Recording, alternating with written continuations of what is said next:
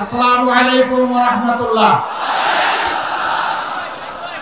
আলহামদুলিল্লাহি রাব্বিল আলামিন ওয়াসসালাতু ওয়াসসালামু আলা রাসূলিল কারীম ওয়া আলা আলিহি ওয়া সাহবিহি ওয়া আহলি বাইতি আজমাইন।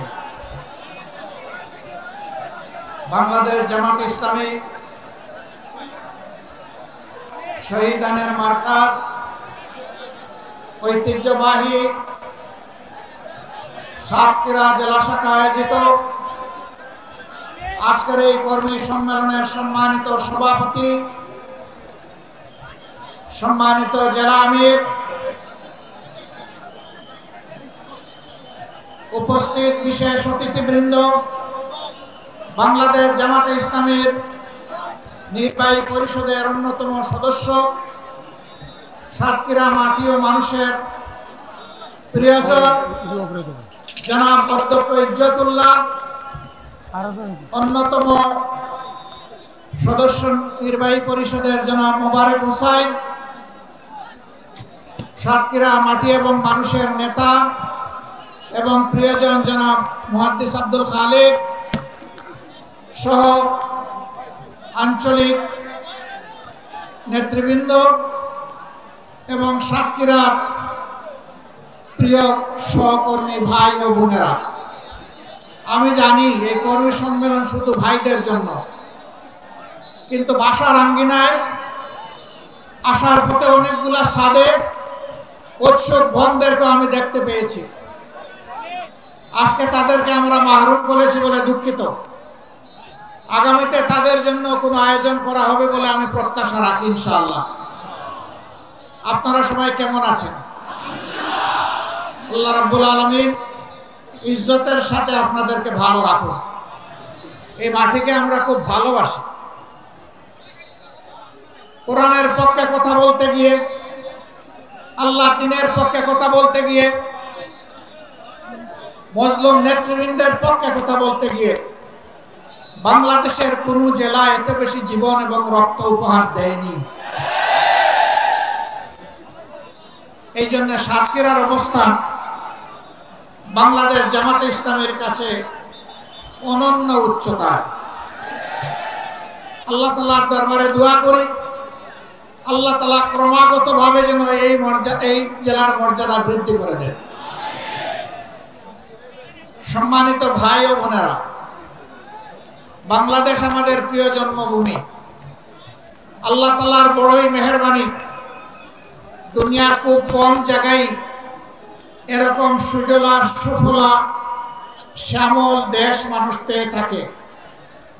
আমরা এমন একটি দেশ পেয়েছি, মাটির উপরে অফুরন্ত সম্পদ, মাটির গর্ভে অফুরন্ত সম্পদ, সমুদ্রের গর্ভে অফুরন্ত সম্পদ। আমাদের এই সম্পদগুলো জনগণের উপকারে আসছে না। যারা জনগণের ত্রাতা হয়ে কর্তা হয়ে বিভিন্ন সময় দেশ শাসন করেছেন, জনগণের সম্পদ সুকৌশলে চুরি করে তারা তাদের পকেটে ঢুকিয়েছে। এই জন্য বাংলাদেশের জনগণ তাদের প্রাপ্য হিস্সা পায়নি, সুষম উন্নয়ন হয়নি। 15 সালের দিকে কোনো এক রমজানে আমি ঈদ উদযাপন করতে এসেছিলাম এই জেলার শহীদ পরিবারগুলোর সাথে। সকাল 9:30 থেকে অথবা সকাল 10টা থেকে রাত 9:30 পর্যন্ত আমি এই জেলার ভাঙ্গা ছোড়া খানা খন্দকে ভর্তি রাস্তাগুলা দিয়ে গাড়ি ফেলে আমি এবং আমার সঙ্গী 2টা মোটরসাইকেলে চড়ে সারা জেলা ঘোরার চেষ্টা করেছি। আমি লোকদেরকে জিজ্ঞেস করেছিলাম, আমরা শুনে থাকি উন্নয়নের জোয়ারে দেশ ভাসছে, সেই জোয়ারের সামান্য ছিটাফোঁটা পানি কি এখানে আসে না? বলে যে না, আসে না। কেন আসে না? বলে বর্তমান শাসক গোষ্ঠী সাতক্ষীরাকে বাংলাদেশের অংশ মনে করে না। সাতক্ষীরার উপর তারা জুলুম করেছে, সাতক্ষীরার জনগণের অধিকার দেয়নি, করেছে, পঙ্গু বানিয়েছে, ইজ্জতের উপর হাত দিয়েছে, সম্পদ লুণ্ঠন করেছে। এবং মানুষকে কার্যত তারা তাদের দাসে পরিণত করেছে। কম বেশি এই চিত্র ছিল বাংলাদেশের। সবচেয়ে খারাপ অবস্থা ছিল সাতক্ষীরা। আমরা মহান আল্লাহর দরবারে দোয়া করি, শুধু আল্লাহর দ্বীনের পক্ষ নেওয়ার কারণে যদি এই জেলার এই অবস্থা হয়, আল্লাহ তুমি দুনিয়া এবং আখিরাতে এই জেলার মর্যাদা তুমি বাড়ায় দাও। প্রিয় সহকর্মী বৃন্দ, বাংলাদেশ জামাতে ইসলামী আল্লাহ এবং জনগণের কাছে প্রতিশ্রুতিবদ্ধ যে এই জমিনে আমরা ইনসাফ কায়েম করতে চাই, আমরা দুর্নীতিমুক্ত একটি বাংলাদেশ গড়তে চাই, আমরা সুষম উন্নয়ন মানুষকে উপহার দিতে চাই। আমার জেলায় প্রধানমন্ত্রী আছে, তাই সব কিছু এইদিকে জোয়ারের পানিতে চলে আসবে, এই বাংলাদেশ আমরা দেখতে চাই না। আমরা এমন একটি বাংলাদেশ দেখতে চাই, কেউ চাইলেও তার অধিকার পাবে, না চাইলেও তার অধিকার পাবে। আমরা এমন একটি বাংলাদেশ দেখতে চাই যে দেশে লক্ষ বেকার যুবকের মিছিল হবে না, বরঞ্চ আমাদের যুবকেরা আমাদের সম্পদে পরিণত হবে। তাদের হাতে মূল্যহীন এক টুকরা সার্টিফিকেট ধরিয়ে দেওয়া হবে না, বরঞ্চ শিক্ষা সমাপনীর সাথে সাথে তাদের হাতে কাজ তুলে দেওয়া হবে। এমন শিক্ষা চাই আর এমন শিক্ষিত জাতি চাই। তবে এই শিক্ষা অবশ্যই নৈতিক এবং দুনিয়াবি বা জাগতিক শিক্ষার সমন্বয় হতে হবে। মানুষ যাতে মানুষ হয়, শিক্ষা নিয়ে মানুষ যাতে ডাকাত না হয়, আমরা সেই শিক্ষাটি চাই। আমরা এমন একটি দেশ চাই, যে দেশে আমাদের মা বোনেরা নিঃসংকোচে যেমন ঘরে সুরক্ষিত থাকবেন, কর্মস্থলেও সুরক্ষা পাবেন, রাস্তাঘাটেও সুরক্ষা পাবেন। তাদের দিকে কোনো খারাপ লোক চোখ তুলে তাকানোর কসরত পাবে না। তারা ইজ্জতের সাথে, মর্যাদার সাথে, তাদের দক্ষতা দিয়ে দেশের উন্নয়নে তারাও ভূমিকা রাখবে। নবী করিম সাল্লাল্লাহু আলাইহি ওয়াসাল্লাম মানব জীবনের সবচেয়ে ঝুঁকিপূর্ণ কাজেও মহিলাদেরকে শরীক করেছেন। সেই কাজটি হচ্ছে যুদ্ধ। যুদ্ধে মারা পুরুষের পাশে থেকে তারাও যুদ্ধ করেছে। বিশেষ করে বদর যুদ্ধের কঠিন দিনে আমি প্রায় এই উদাহরণটা দিয়ে থাকি। যখন কাফেররা আল্লাহ রসুলের খুব কাছাকাছি চলে এসেছিল তাকে হত্যা করার জন্যে, যখন পুরুষ যোদ্ধারা দিক বিদিক কিছুটা জ্ঞান হারিয়ে ফেলেছিলেন, তখন একজন মা চতুর্দিকে ঘুরে ঘুরে আল্লাহর রসুলকে বেষ্টনে দিয়ে রেখেছিলেন। যুদ্ধ যখন শেষ হয়েছে, তার শরীরে 37টা তীর ঝুলন্ত অবস্থায় ছিল, 70টা কঠিন আঘাত ছিল। রাসূল করিম সাল্লাল্লাহু আলাইহি ওয়াসাল্লাম বলেছেন, শত্রু যখন সামনের দিক থেকে এসেছে, তখন শত্রুর তীর আর আমার মাঝখানে ছিল আল্লাহর এই বান্দি। যখন পিছন দিক থেকে এসেছে ছিল আল্লাহর বান্দি। ঘুরে ঘুরে আল্লাহ রসুলকে কিভাবে তিনি রক্ষা করবেন? ডাইনে বামে এসেছে বাম দিকে। আমাদের সেই সর্বোচ্চ ইজ্জতের মর্যাদাবান মায়ের নাম ছিল হযরতে নুসাইবা রাদিয়াল্লাহু তাআলা আনহা। যদি যুদ্ধের এই কঠিন ময়দানে আল্লাহর রাসূল তাদের জন্য কর্মক্ষেত্র সৃষ্টি করে দিয়ে থাকেন, আমরা কে তাদের হাত বন্ধ করা? আমাদের ব্যাপারে ইসলামের প্রতিপক্ষ শক্তিরা অপপ্রচার চালায়। জামাতে ইসলামী ক্ষমতায় গেলে মহিলাদেরকে ঘর থেকে বের হতে দিবে না, আর যদি দেও আস্তে করে এনে জোর করে একটা বুরকা পরাই দেবে। জোর করে পরানো লাগবে না। যে দেশে ইসলাম কায়েম হবে, এদেশের মানুষেরা, মায়েরা আনন্দের সাথেই সেদিন তারা ইজ্জতের জন্য তাদের সম্মানের মর্যাদার পোশাক পরিধান করবেন। তারপরেও কোনো মা, কোনো বোন যদি এই পোশাকের বাইরে থাকেন, আমরা তাদেরকে কথা দিচ্ছি, নিশ্চয়তা দিচ্ছি, কারো উপর জোর কাটানো হবে না। কারণ এদেশে শুধু মুসলমানরা বসবাস করে না, অন্যান্য ধর্মের লোকেরাও বসবাস করে। তারা তো আমাদের ধর্ম যেহেতু গ্রহণ করেনি, তাদের জন্য ইসলামের প্রেসক্রাইব করা পর্দাও তাদের জন্য প্রযোজ্য নয়। তারা যদি ইসলামের সৌন্দর্যে অভিভূত হয়ে ইসলাম কবুল করে, সেটা ভিন্ন কথা। তাদেরকে ইসলাম গ্রহণ করতে কাউকেই বাধ্য করা হবে না। সম্মানিত সহকর্মী বৃন্দ, এই দেশে শুধু মুসলমানরা বসবাস করে না, হিন্দু, খ্রিস্টান, বৌদ্ধ ধর্মের লোকেরাও বসবাস করে। আমরা এমন একটি দেশ চাই যে দেশে মসজিদও পাহারা দেওয়ার প্রয়োজন হবে না, মন্দির এবং মঠ পাহারা দেওয়ার দরকার হবে, গির্জা পাহারা দেওয়া লাগবে না। সকল ধর্মের লোকেরা তাদের আপন আপন ধর্ম তাদের মতো করে শান্তিতে নিরাপত্তার সাথে তারা পালন করবে। আলহামদুলিল্লাহ, আমাদের দেশটি সাম্প্রদায়িক সম্প্রীতির একটি চমৎকার বাগান, কিন্তু আমাদের বাগানে মাঝে মাঝে হুতুম পেঁচা ঢুকে পড়ে। এই হুতুম পেঁচাদের ব্যাপারে আমাদেরকে সতর্ক থাকতে হবে। আমরা এই সম্প্রীতি নষ্ট করতে দেব না। আমরা এমন একটি বাংলাদেশ গঠন করতে চাই যেখানে মানুষকে তার শিক্ষা কিংবা কাজের ধরন দেখে মর্যাদা দেওয়া হবে না, বরঞ্চ প্রত্যেকটা মানুষকে আশরাফুল মখলুকাত হিসেবে মর্যাদা দেওয়া হবে। আমার দেশের একজন পরিচ্ছন্নতা কর্মী, তিনিও আমার ভিআইপি। তারা যদি 3 দিনের জন্য তাদের কাজ বন্ধ করে, আমরা কেউ ঘর থেকে বের হতে পারবো না। তাদের এই কাজ, কঠিন কাজ আমি করতে পারবো না। তারা কষ্ট করে এই কাজটা আমাদের করে দেন, আমি তাদেরকে স্যালিউট জানাই। সে আমার ভাই, সে আমার বোন, সে আমার এই সমাজকে চালু রেখেছে। যে ভাইটি আমার রিক্সা চালিয়ে জীবন নির্বাহ করে, ও রিক্সা না চালাইলে আমি আমার কর্মস্থলে যেতে পারবো না, আমি তাকে স্যালিউট জানাই।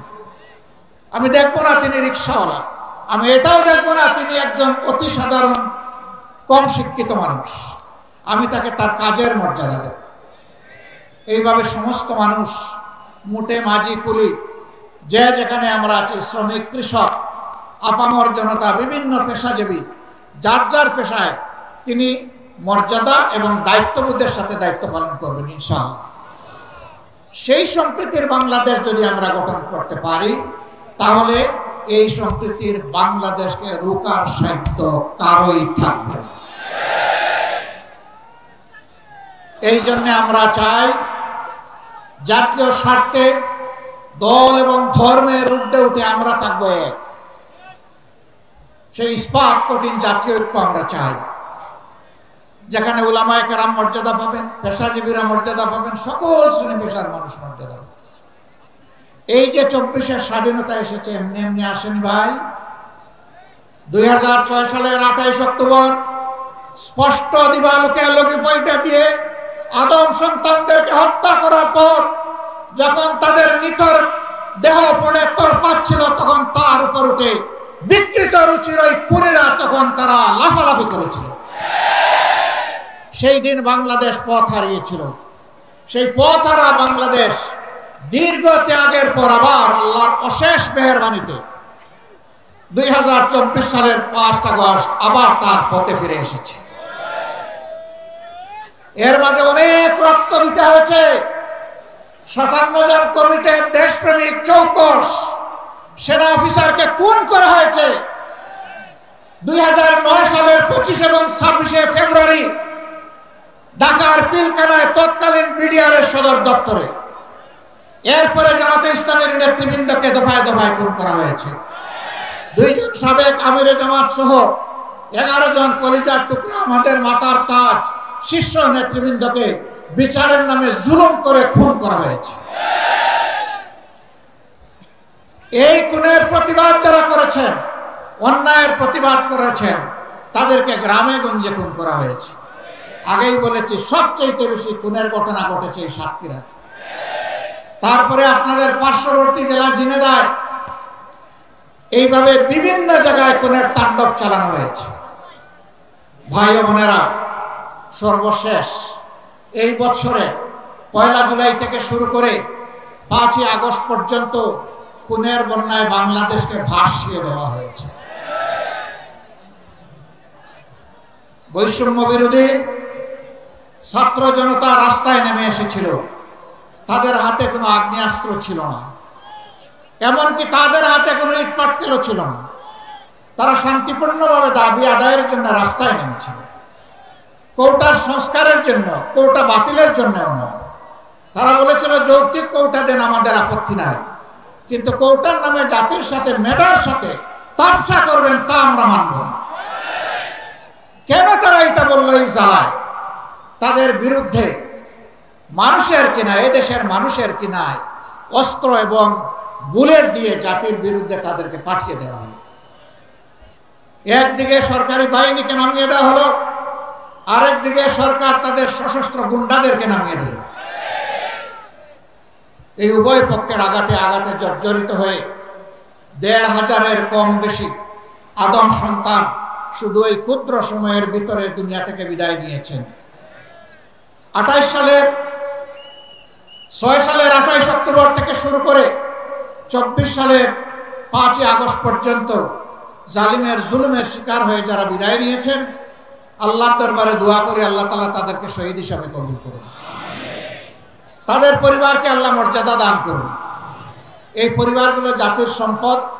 আজীবন আল্লাহ তাআলা এই পরিবারগুলোর কাছে আমাদের ঋণবোধের মানসিকতা নিয়ে তাদেরকে সম্মান করার তৌফিক দান করুন।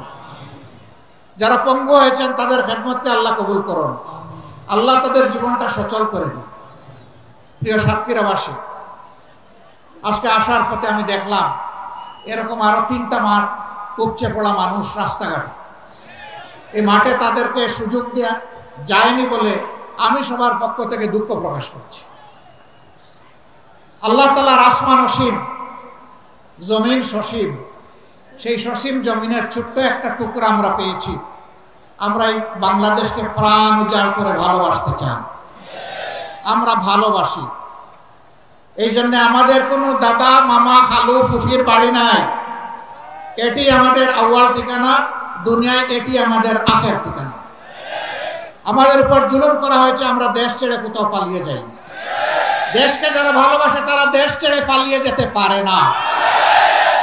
দেশের প্রতি যাদের দায়বোধ নাই তারা যে কোনো সময় দেশকে খোদা হাফিজ বলতে পারে। আমরা বলবো না। আমরা আমাদের আল্লাহর কাছে আমরা খুবই বিনীত, কৃতজ্ঞ। তিনি এমন একটি সুন্দর দেশে আমাদেরকে পয়দা করেছেন। আমরা এই দেশ নিয়ে বাঁচতে চাই, এই দেশেই অন্যায়ের বিরুদ্ধে লড়তে চাই এবং এই দেশকেই আমরা দুনিয়ার একটা শ্রেষ্ঠ দেশে পরিণত করতে চাই। এই সংগ্রামের দায়িত্ব আপনাদেরকে নিতে হবে। আপনারা নেওয়ার জন্য প্রস্তুত? এই হালকা প্রস্তুতি হবে না। আওয়াজ দেন, আপনারা প্রস্তুত? আলহামদুলিল্লাহ, আল্লাহ কবুল করুন।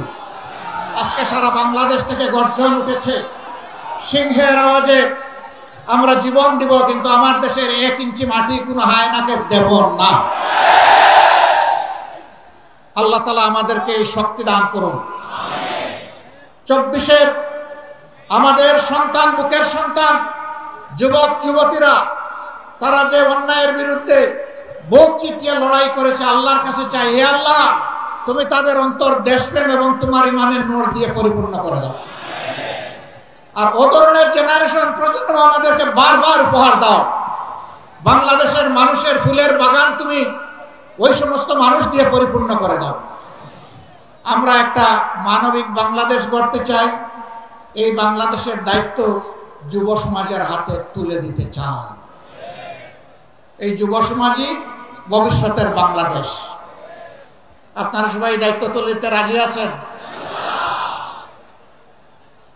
যারা বয়স্ক তারা কি মন খারাপ করলেন? একবার এক সন্তানকে সম্বর্ধনা দেওয়া হচ্ছে তার কৃতিত্বের জন্য। তো ছেলের ব্যাপারে অনেক কিছু বলা হয়েছে। বাপকে কেউ চিনে না। বাপ এতক্ষণ চিন্তা করলো, কি রে আমারে কেউ একটু স্মরণও করল। যখন তার হাতে ক্রেস্ট তুলে দেওয়া হবে, বাপ দাঁড়িয়ে বলল, আমার একটি কথা আছে। এত সময় আপনারা যাকে সম্বর্ধনা দেওয়ার জন্য অনেক প্রশংসা করেছেন, দেখতে হবে ছেলেটা কার। আলহামদুলিল্লাহ, এক কথায় সব কিছু বুকের ভিতরে এসে গেছে। বুকের ছেলে যেমন বুকে থাকে, বুকের ছেলের কৃতিত্ব তেমন বাবার বুকে চলে আসে। কাজেই আমরা আমাদের সন্তানদের নিয়ে গর্বিত। আলহামদুলিল্লাহ, এমন সন্তান আল্লাহ আমাদেরকে দান করেছেন বলে আমরা আল্লাহ শুকরিয়া আদায় করি। সেই বাংলাদেশে আমরা চাচ্ছি। আমরা ইনশাআল্লাহ আমাদের সন্তানদেরকে সঙ্গে নিয়ে বুকে ধারণ করে আগামীর দায়িত্ব তাদের হাতে তুলে দেব। এই বাংলাদেশ আমরা চাই। এই বাংলাদেশ আপনারাও চান? তাহলে ঘরে ঘরে আওয়াজ ছড়িয়ে দিন। আমাদের কথা খুব সংক্ষিপ্ত, আগেও বলেছি। আল্লাহ যেহেতু এই দেশটা আমাদেরকে দিয়েছেন, আমরা এই দেশটাকে পৃথিবীর একটা শ্রেষ্ঠ দেশ বানাতে চাই ইনশাআল্লাহ। কিন্তু আমাদের আকাশে আজকের মেঘের কথা বলছি না, কালো শকুন এখনো ঘোরাফেরা করতেছে। এই শকুনের দিকে তীর্যক দৃষ্টি রাখতে হবে। কোনো শকুনকে মাটিতে নামতে দেওয়া যাবে না। আপনারা টের পাচ্ছেন মাঝে মধ্যে ফুসফাস? হ্যাঁ, আমরা ধৈর্যের পরিচয় দিয়েছি, ওরা আমাদের ধৈর্যের সুড়সুড়ি দেয়, যেন আমাদের ধৈর্যের বাঁধ ভেঙে তাদের মতো কাণ্ডজ্ঞানহীন আমরা কিছু করে বসি। ওরা বলেছিল আওয়ামী সরকারের পতন হলে মাত্র 2 দিনে 5 লক্ষ মানুষ প্রতিপক্ষের লোকেরা খুন করে ফেলবে। এটা কি বাংলাদেশে হয়েছে? কেন হয় নাই? ওরা কাণ্ডজ্ঞানহীন অপদার্থ ছিল, কিন্তু জাতি অত্যন্ত কাণ্ডজ্ঞান সম্পন্ন। এই জাতি কাণ্ডজ্ঞানহীন নয়। ওরা দেশকে ভালোবাসে না বলে পালায় যায়, এই জাতি দেশকে ভালোবাসে বলেই ওগুলা করতে দেয়নি। অতএব আমাদের ধৈর্যের আর পরীক্ষা নিয়ে কোনো লাভ নাই। আল্লাহর পক্ষ থেকে এই জাতি ধৈর্যের পরীক্ষায় উত্তীর্ণ হয়ে গিয়েছে আলহামদুলিল্লাহ। এই ধৈর্য আমাদেরকে অব্যাহত রাখতে হবে। যে দিক থেকেই আমাদেরকে উস্কানি দেব, কারো পাতা ফাঁদে আমরা পা দিব না ইনশাআল্লাহ। ধৈর্যের সাথে সকল পরিস্থিতি আল্লাহর পর ভরসা করে আমরা মোকাবেলা করব। আজকে আপনাদের সামনে এই শহীদ ঈদগায় দাঁড়িয়ে 2টি কথা বলার সুযোগ যে মহান মাবুদ আমাকে দান করলেন, আমি সেই মহান মাবুদের দরবারে শুকরিয়া আদায় করছি। দেশে বিদেশে স্বৈরাচারের হাত থেকে দেশটাকে মুক্ত করার জন্য সমান তালে অনেকে লড়াই করেছেন। আমি আজকের এই জনসভা থেকে প্রবাসে অবস্থারত আমাদের বন্ধুদেরকে বিশেষভাবে আমি অভিনন্দন এবং মোবারকবাদ জানাচ্ছি। তারা লড়াই করতে গিয়ে দেশের ভিতরে তাদের আত্মীয় স্বজনকে নাজেহাল করা হয়েছে। সাংবাদিক কনক সরোয়ার নিউ ইয়র্কে বসে বাংলাদেশের মানুষের অধিকারের পক্ষে লড়াই করেছে। তার বোনটাকে ধরে নিয়ে কিরকম তার সাথে নিকৃষ্ট, ওই জাত যেন আর ফিরে আসতে না পারে।